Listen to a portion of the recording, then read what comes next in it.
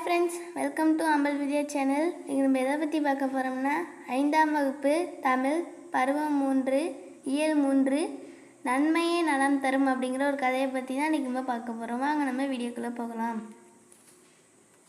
இயல் 3 நன்மையே நலம் தரும். தமிழ்மணியின் வீட்டில் அழகிய தோட்டம் ஒன்று இருந்தது. வண்ண வண்ண மலர்களும் பயன் தரும் செடி கொடிகளும் அங்கு நிறைந்திருந்தன. தோட்டத்தின் அருகிலேயே சில மரங்களும் இருந்தன. அதனால் அந்த இடத்தில் எப்போதும் குளிர்ச்சியும் தூய்மையான காற்றும் இருந்து கொண்டே இருக்கும். தமிழ்மணி அப்படிங்கிற ஒரு பையனோட வீட்டில் ஒரு அழகிய தோட்டம் ஒன்று இருந்துச்சான். அதில் வண்ண வண்ண பூ அப்புறம் பயன் தரும் செடி கொடிகளும் அங்கே நிறைய இருந்துச்சான். தோட்டத்துடைய பக்கத்துலேயே நிறைய மரங்களும் இருந்துச்சான். அதனால் அந்த இடத்துல எப்போதுமே குளிர்ச்சியும் தூய்மையான காற்றும் இருந்துக்கிட்டே இருக்குமா. மாலை நேரத்தில் தமிழ்மணி அங்குள்ள மரக்கிளையில் ஊஞ்சல் கட்டி ஆடுவான்.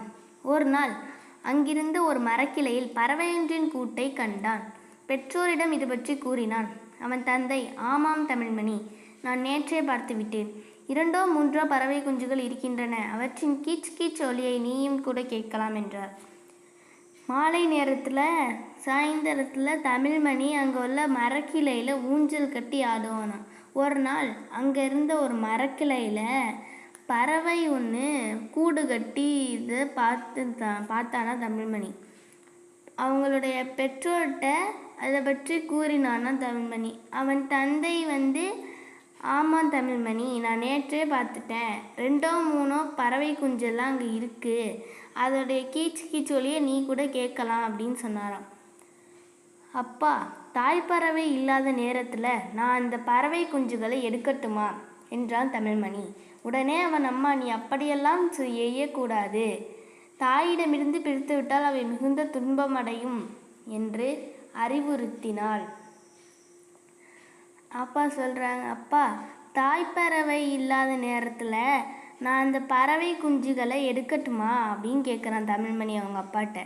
உடனே அவன் அம்மா நீ அப்படியெல்லாம் செய்யக்கூடாது, தாய்கிட்டேருந்து பிரிச்சுட்டா அது ரொம்ப கஷ்டப்படும் அப்படின்னு அறிவுறுத்தினாங்களாம் அவங்களுடைய அம்மா. சரி சரி என்று தலையாட்டி கொண்டே விளையாடச் சென்றான் அவன். சரி சரி அப்படின்னு தலையாட்டிக்கிட்டே தமிழ்மணி திரும்பி விளையாட போயிட்டானான். தமிழ்மணிக்கு அன்று பிறந்த நாள். கொண்டாட்டத்துக்கு சொல்லவா வேண்டும்? போன ஆண்டை விட இந்த ஆண்டு அவனுக்கு நண்பர் கூட்டம் அதிகரித்திருந்தது. தன் பெற்றோரிடம் தனக்கு என்னென்ன வேண்டும், பிறந்தநாள் விழாவுக்கு எத்தனை நண்பர்கள் வருவார்கள் என்றெல்லாம் அவன் முன்பே சொல்லி வைத்திருந்தான். அதனால் அவன் பெற்றோரும் விழாவுக்கான ஏற்பாடுகளை சிறப்பாக செய்திருந்தனர். தமிழ்மணிக்கு அன்னைக்கு பிறந்த நாளாம். கொண்டாட்டத்துக்கு செல்றதுக்காக வேணும். போன வருஷத்தை விட இந்த வருஷம் அவனுக்கு நிறைய நண்பர் கூட்டம் அதிகரித்துச்சான். அதை அவருடைய பெற்றோர்கிட்ட அவனுக்கு என்னென்ன வேண்டும், பிறந்த நாள் விழாவுக்கு எத்தனை நண்பர்கள்லாம் வருவாங்க அப்படின்னு அவன் முன்னாடியே சொல்லி வச்சுட்டானான். அதனால் அவனுடைய பெற்றோரும் விழாவுக்கான ஏற்பாடெல்லாம் ரொம்ப சிறப்பாக செஞ்சுருந்தாங்களாம். மாலை 3 மணியிலிருந்தே நண்பர்கள் தமிழ்மணியின் வீட்டுக்கு வரத் தொடங்கினர். தோட்டத்தை பார்த்ததும் அவர்களுக்கு கட்டுங்கடங்கா மகிழ்ச்சி ஏற்பட்டது. சிலர் அங்கிருந்த பூக்களை பறித்து கீழே போட்டனர். சில இலைகளை சுருட்டி அடுத்தவர் காதில் ஊதினர். ஊஞ்சலில் ஏறியும் இறங்கியும் சிலர் விளையாடினர். சிலர் மரத்திற்கு மரம் ஓடி பிடித்து விளையாடினர். தமிழ்மணியும் அவர்களோடு சேர்ந்து மகிழ்ச்சியாக ஆடிக்கொண்டிருந்தான். மாலை 3 மணிலேருந்தே நண்பர்கள் தமிழ்மணியோட வீட்டுக்கு வர ஆரம்பிச்சிட்டாங்களாம்.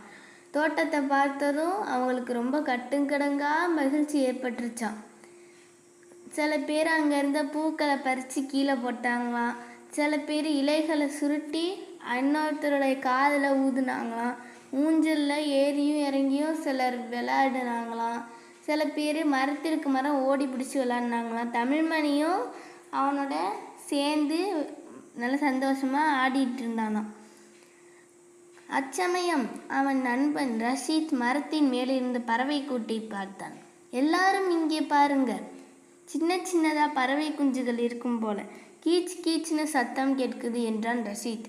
அங்கங்கே விளையாடி கொண்டிருந்த நண்பர்கள் எல்லாம் பறவை கூடியிருந்த மரத்தின் அருகே ஒன்று கூடினார்கள்.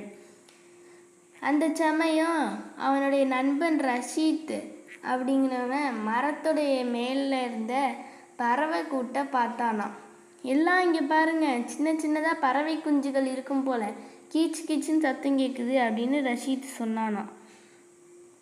அங்கங்கே விளையாடிக்கிட்டு இருந்த நண்பர்கள் எல்லாம் பறவை கூட்டுக்கு இருக்கிற மரத்துக்கிட்ட எல்லாம் ஒன்று கூடிட்டாங்களாம்.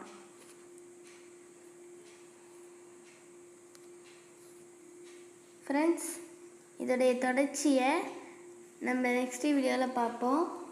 நான் உங்களை நெக்ஸ்ட் வீடியோவில் மீட் பண்ணுறேன். உங்களுக்கு இந்த வீடியோ பிடிச்சிருந்துச்சுன்னா சப்ஸ்கிரைப் பண்ணுங்கள், லைக் பண்ணுங்கள், ஷேர் பண்ணுங்கள், கமெண்ட் பண்ணுங்கள். மறக்காமல் பக்கத்தில் உள்ள பெல் ஐக்கானை ப்ரெஸ் பண்ணுங்கள். பாய் ஃப்ரெண்ட்ஸ், தேங்க்யூ ஃபார் வாட்சிங்.